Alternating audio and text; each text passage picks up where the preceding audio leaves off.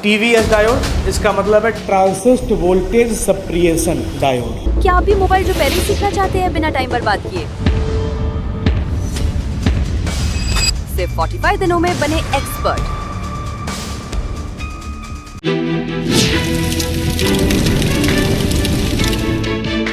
एक होता है बाई डायरेक्शनल और एक होता है यूनी डायरेक्शनल। बाई डायरेक्शनल और यूनी डायरेक्शनल। टीवीएस डायोड को ESD डायोड के नाम से भी जानते हैं। पुराने फ़ोन के अंदर ये डायोड नहीं लग के आते थे। नए फ़ोन जब आ रहे हैं 4G और 5G, उनके अंदर ये डायोड लग के आते हैं। सिंबल किस तरीके से रहेंगे, सिंबल देख लीजिए, इस तरीके से रहेगा और इसको कवर्ड करना।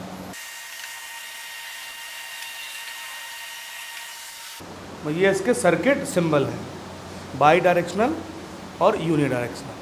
TVS दो डायोड को जोड़कर बनाया जाता है।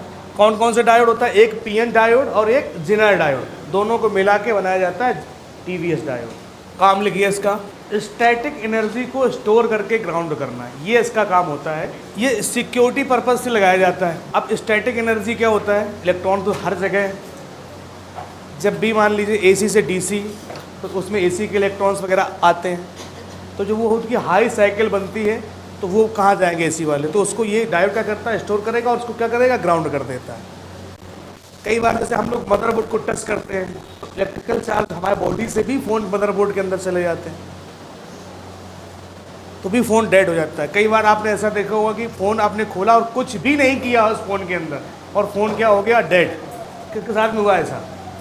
एक लोग, दो लोग, 3 4, कि मतलब कुछ किया ही नहीं उसके अंदर, और अचंभे में पड़े, साला ये मर कैसे गया, कुछ किया नहीं। तो ऐसे में क्या होता है कि हमको जो रिपेयरिंग करनी होती है, वो एक किट आती है, जैसे कोरोना किट आती है, ऐसे किट आती है जिसको ESD किट कहते हैं। क्या कहते हैं? ESD किट कहते हैं। ये पहन के हमें रिपेयरिंग करनी पड़ती है। ये रहता है, तो ये चार्जर से कनेक्ट होती है पूरी मैट, और यहाँ पे आपके जो हैंड होता है उस पर ये पट्टा सा रहता है, तो आपके जो भी बॉडी से इलेक्ट्रॉन हो गए वो सब क्या होते रहते हैं, ग्राउंड होते हैं। तो लोगों को इसके बारे में जानकारी नहीं। कितने लोग जानते हैं इसको? सर्विस सेंटर में देखा होगा आपने। चलिए कोई दिक्कत नहीं, कंपनी वाले तो वैसे भी नहीं चाहते कि फ़ोन रिपेयर हो, ख़राब हो रहे हैं, और अच्छी बात है भाई। आपकी अगर कंपनी होगी तो आप चाहेंगे कि आपकी फ़ोन की रिपेयरिंग हो? आप तो यही चाहेंगे भैया नए नए फ़ोन सेल हो हमारे, रिपेयरिंग क्यों हो? तो कंपनी वाले भी यही चाहते हैं कि भाई हमारे फ़ोन के अंदर रिपेयरिंग ना हो, तभी कुछ ना कुछ नई नई चीज़ें वो कुछ ना कुछ अपडेट लाते रहते हैं। कि पेस्ट लगा दिया, कभी डबल लेयर लगा दिया, कभी सैंडविच बोर्ड बना दिया, ताकि रिपेयरिंग ना हो सके और फ़ोन ज़्यादा सेल हो सके। भाई रिपेयरिंग हो गया तो उसका 100-200 में काम, 300-500 में काम बन गया, और अगर नहीं बनता तो फ़ोन आदमी 10 या 15 हज़ार का खरीदता। तो रिपेयरिंग वालों को तो छोड़ दीजिए। अब बात आती है कि फ़ोन को मैन्युफैक्चर करते समय, असेंबल करते समय, बहुत सारे फ़ोन क्या होते थे, डेड हो जाते थे। वो तो हो गई, चलो हमको हाथ से पकड़ लिया, लेकिन कई बार क्या होता था कि AC के इलेक्ट्रॉन्स वगैरह, हाई साइकिल जो आ गई थी, स्पाइक जो बनती, मैंने ऐसे ऐसे बताया था ना आपको, ऐसे ऐसे करके वो आ गए, तो भी फ़ोन आपका डेड हो रहा है। तो उस कंडीशन में कंपनी ने बनाया आपका ESD डायोड, ताकि ये फ़ोन डेड ना हो सके। समझ में आई बात? पुराने फ़ोन के अंदर नहीं लग के आता था, अब ये लग के आते हैं। तो लिख लीजिए यहाँ पर स्टैटिक एनर्जी या एक्स्ट्रा इलेक्ट्रॉन, हम ऐसे लिख देते हैं सरल में।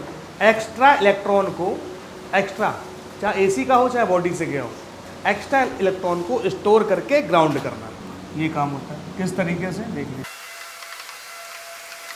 ये आपकी IC है, प्लस माइनस। दो डायोड मैंने बताया था कि दो डायोड से मिलकर बनाया जाता है, PN प्लस जिनर डायोड। तो देखिए किस तरीके से लगा होता है, पहले समझ लीजिए। यहाँ पे देखिए दो डायोड लगे हैं, पहले ऊपर कौन सा लगा है, PN, इसका प्लस सिरा माइनस सिरा, जिनर डायोड का माइनस सिरा और ये प्लस सिरा, इस तरीके से इसको लगाया गया। यानी प्लस, PN का प्लस अलग है और जिनर का प्लस माइनस से कनेक्टेड है। अब कोई इलेक्ट्रॉन्स आया स्पाइक, तो वो क्या होगा, यहाँ से आके, ये फॉरवर्ड वायस है ना, तो वो यहाँ पे अंदर स्टोर हो गया। कहाँ स्टोर हो गया? अंदर, इस जगह। दूसरा आया, वो भी यहीं पे आ गया, क्योंकि ये फॉरवर्ड है, जा तो सकता है लेकिन वापस जा सकता है क्या? वापस नहीं जा सकता। और ये वाला रिवर्स बायस है, तो यहाँ से इलेक्ट्रॉन क्या हो जाएगा, वो ग्राउंड। इस तरीके से कॉन्सेप्ट बनाया और इसको कर दिया गया कवर्ड, पैक कर दिया गया। यानी इधर भी प्लस है और इधर भी प्लस है। इधर जो प्लस है वो किसका है? जेनर डायोड का है। और उधर प्लस किसका है? पीएन जंक्शन का। तो जब हम चेक करेंगे प्लस और प्लस, तो ना तो वैल्यू आई क्या? नहीं आएगी। क्यों? क्योंकि माइनस माइनस अंदर है। जब प्लस माइनस लगाते हैं तभी वैल्यू आती थी।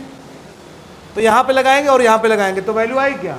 नहीं आएगी। वैल्यू ना आए तो सही है, वैल्यू आए तो खराब, बीप करे तो खराब, क्योंकि माइनस माइनस अंदर इसके इनबिल्ड हो गए। इस डायोड के अंदर लैग नहीं होते हैं। सबसे अच्छी बात, फुल ब्लैक रहेगा। कैसा रहेगा? Fully black, no lag. यानी इसमें क्या होगा? कोई भी लैग आपको बाहर नहीं। से अभी हम लोग देखते हैं जेनर डायोड या पीएन जंक्शन डायोड में 2 लैग बाहर निकले रहते थे, छोटे छोटे पॉइंट्स। इसमें ऐसा नहीं रहेगा, इस तरीके से रहते हैं। टीवीएस या ईएसडी डायोड हमेशा पैरेलल में लगा होता है। मल्टीमीटर को बजर मोड पे सेट करके चेक करते हैं। एक प्रॉब इस साइड लगाएंगे और एक प्रॉब पॉइंट नंबर है। वैल्यू ना आए तो ओके है, वैल्यू आए या रीडिंग आए तो खराब है, बीप करे खराब। नोट, पीसीबी में लगे टीवीएस डायोड को चेक करने पर वैल्यू आती है जो आईसी की जीआर वैल्यू होती है। अगर आप बोर्ड में लगे लगे चेक करोगे तो वहाँ पे क्या दिखाएगा? रीडिंग दिखाएगा। लेकिन वो रीडिंग क्या होती है? आईसी की जीआर होती है। डायोड की कोई जीआर नहीं होती है। वो किसकी होगी जीआर? आईसी की जीआर वैल्यू होती है। बाहर निकाल के आप जब चेक करोगे तो कोई भी वैल्यू उस पर नहीं आएगी। और जब डायोड निकालोगे तब बोर्ड पे चेक करोगे तो सेम वैल्यू आएगी आपको जो पहले थी। पहले तो पहचान इसकी क्या है? No lag. लैग नहीं होते। देखिए बहुत सारे लगे हैं, इसके अंदर लैग नहीं आपको देखने को मिलेंगे। ये फुल ब्लैक है। ये 1 2 3 4 5 6 7 8 9 10 11 12 फुल ब्लैक है। और दिखाइए, बैटरी जैक के आसपास ले आइए। ये देखिए फुल ब्लैक है। 1 2 3 4 5। तो ये क्या है? डायोड है। तो इसको चेक करिए, इन दोनों में से कोई चेक करिए।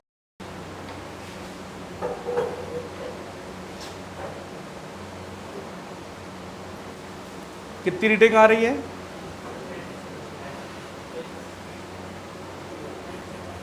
500 के आसपास जो है रीडिंग आ रही है। पलट के लगाइए, क्योंकि इसमें लैग नहीं होते। तो आपके मल्टीमीटर से जब अगर सुई लगी है तभी आप चेक कर पाओगे।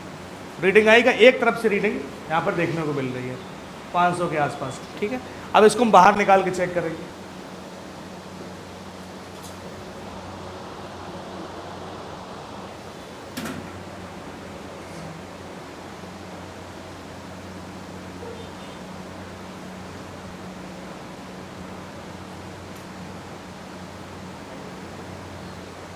रीडिंग आ रही क्या? नहीं। पलट के लगाइए। नहीं आ रही, पलट के लगाओ फिर।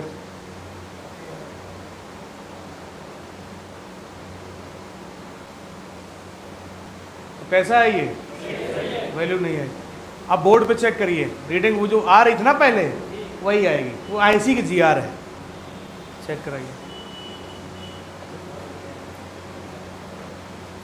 निकला हुआ है फिर भी वही रीडिंग आएगी यहाँ पर।